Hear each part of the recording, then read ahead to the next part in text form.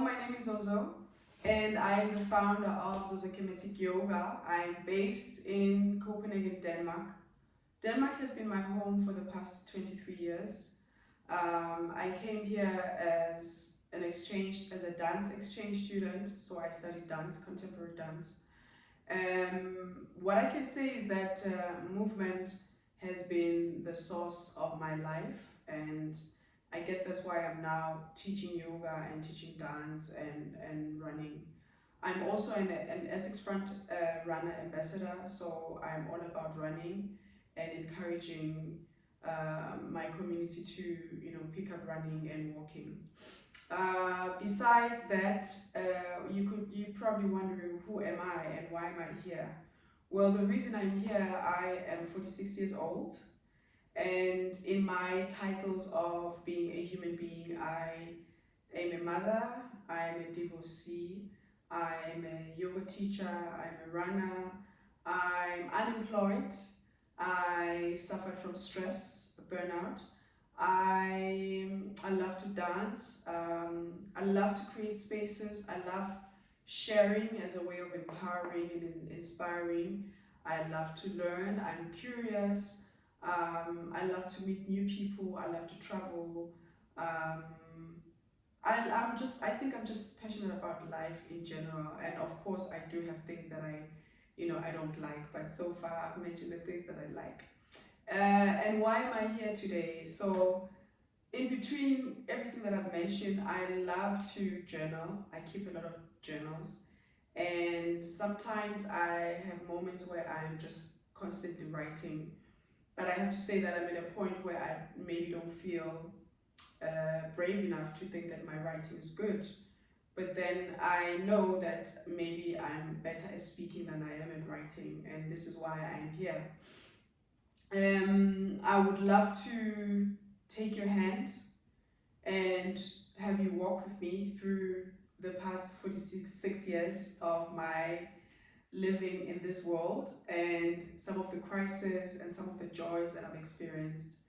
And at the moment, what I can tell you is that I am 46 years of age. I'm a runner, I'm a yoga teacher, and I am a budding entrepreneur in wellness, in the wellness space. I am single. I am a mom to 2 children, one young adult and one teenager. I am at a point in my life where I realize that I maybe don't necessarily need to find a partner to be happy, and not that that is out of question, but I am working on myself and like getting to know who I am and what makes me joyous. And I'm also at a point where I'm experimenting and exploring traveling alone again, refinding that joy of traveling alone, solo travels, going to activities and places alone without needing someone. Not that I'm alone or anything, I do enjoy company, but I'm also learning to rely on myself as my source of happiness. And the reason that I would like to begin this journey is to share some of the things, my highs and lows, and I feel like I'm at an age where I have the privilege to do that, share some of my life experiences. So the first thing I would like to say is that I have been trying to journal, writing things that have happened in my life, and I call them manifestations. Because as much as we would love to think that our thoughts don't have that much power in how our life turns out to be, I feel that they do, and I feel like what I've been journaling has been proof of that. So I wrote 45 years of manifestations and finding my purpose and my peace. Like I said, I'm currently single. I was divorced 4 years ago. It was my choice. And I think what I experienced going through divorce in a foreign country like Denmark, predominantly white country, is that it was a very lonely experience. I'm from a country where community is such a big thing. I'm from South Africa. And when in times of troubles and adversity, you lean into each other, you lean into your community. And I realized that in the past 23 years I've been living here, I have been lucky to have been aware of creating and nurturing a sense of sisterhood and community that I could lean on, but it's not the same. And what happens when you get divorced is that you find yourself isolated, you find yourself in a space where you don't know what to do, you don't know how to navigate the system, and you just left to your own devices in how to cope emotionally, physically, financially, spiritually, socially. You're just on your own, because from one moment of having a partner that knows the area where you live, or my ex-husband was Danish, and has sort of helped you to navigate, or you've helped each other to navigate life, all of a sudden you find yourself alone with two children, and what is it that you do? And the first thing for me that I can share, that when you do get divorced, and if you are considering a divorce for some reason or the other, is that you have to acknowledge that this is what is happening. And when you've come to acknowledge that this is what is happening or might happen, depending where you are, you also have to acknowledge that divorce is a loss. Divorce is a loss like any other loss, like losing a parent, losing a friend.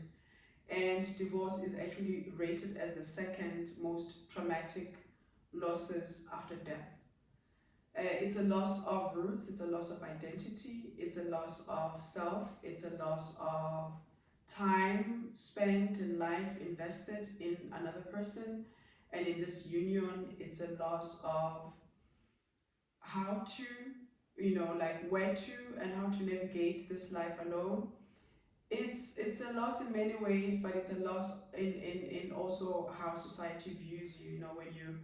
When you're married, I feel like there's a sense of respect and acknowledgement and seriousness that people view with. But as soon as you get divorced, people have, all of a sudden people have a meaning on, or have an opinion on your life, and you must be happy now that you're divorced, or it must have been the best decision.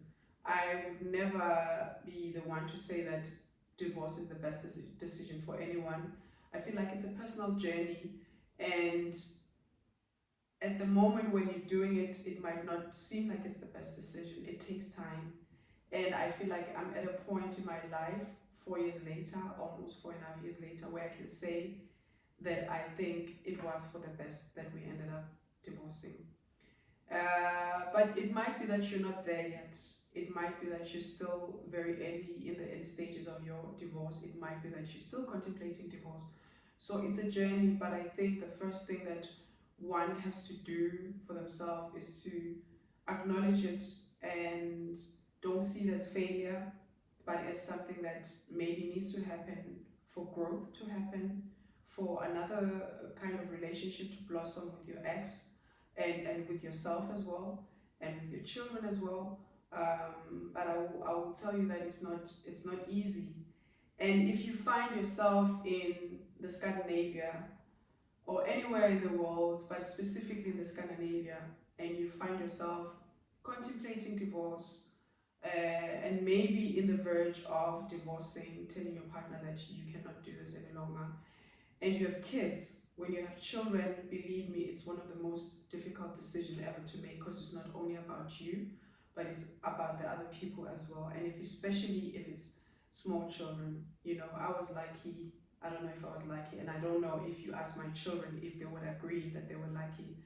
But I would say that I was fortunate that when my divorce happened, my children were, pre-teen and teenager, which is one of the difficult times as well to be a teenager, to have that sense of uprooting in your life that happens. So I don't think there's ever the right timing in the right time, but when you know that it's something that you have to do, you do it, with the fear and everything and people's opinion on maybe you should give it a try and all that. You do everything that you can to save your marriage, but when it's time, you know it's time to do it. So if you're sitting there somewhere around the world and you're contemplating divorce, and maybe you find yourself having a hard time on how to, and maybe you just need to share with someone what you're going through, because as I said, it can be isolating and lonely, or you just need to, share your experience on your own divorce when you went through a divorce, or you are in the midst of it. You are more than welcome to send me a comment or write to me, and possibly follow me also on Instagram as Zozo Yoga. And who knows, sharing, I believe that sharing is caring, and sharing is about knowledge, and sharing is also growth, and sharing is empowerment.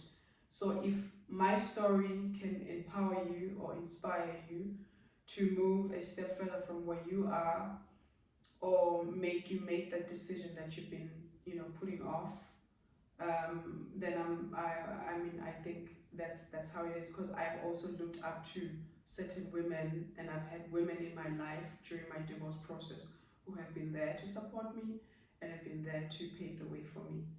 So if you are sitting at home and thinking this video is talking to me directly, because I'm exactly at that point of, on the verge of divorce, or about to, or contemplating, or in the middle of divorce, or at a time where my ex-husband and I are just, the conflict level is so high, I need to talk to someone, then I am here. I would love to engage with you. I look forward to sharing my journey of my life and the things that I've learned, the things that have made me stronger, weaker, vulnerable, and wiser, and the things that have given me aha moments, and the things that bring me joy, and then continue to bring me joy. But in the meantime, I look forward to hearing from you. Please subscribe, like, share with a friend who might need this. You're not alone.